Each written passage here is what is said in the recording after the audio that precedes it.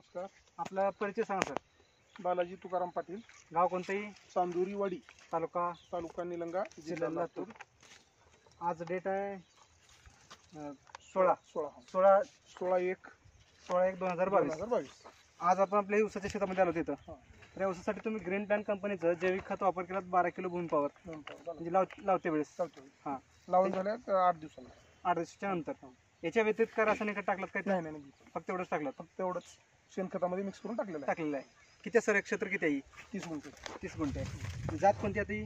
10,001 आहे. तर ही लावण करून किती झाले आता? 1.5 महिना झाला गवता. 1.5 महिना झालं. 45 ते 50 दिवसाचं पीक आहे. 45 दिवसाचं पीक आता आहे. तुम्ही जवळ या.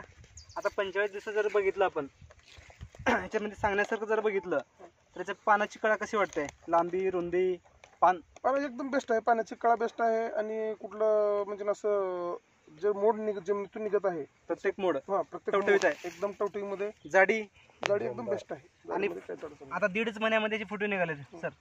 आता एकच डोळा आहे, ह्याला 3 फुटवे आले आता इथं. एका डोळ्याला किमान 4 ते 5 फुटवे 100% ठिकाणी. हे असं आमची तर खात्री आहे त्याला. बिलकुल. म्हणजे फुटवे पण चांगले येतात, ह्याची कळा पण चांगली आहे.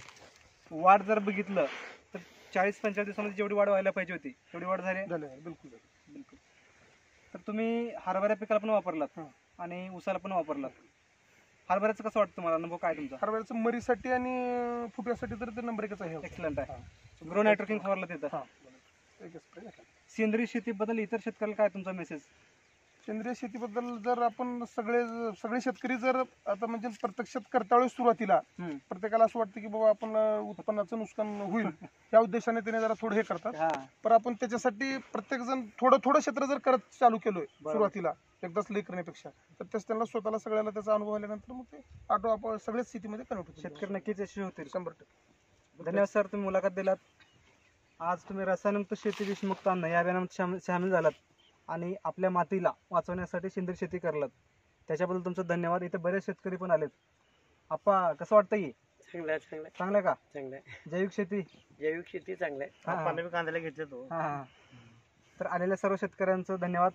कारण नवीन शिकण्यासाठी तर आपण आज आलोत आणि आज प्रॅक्टिकल आपण पाहायला इथं आलोत. आता जर बघायला गेलं 1 नंबर काळाची ऊसाची काळा ही खतरनाक आहे. 1 नंबर आहे.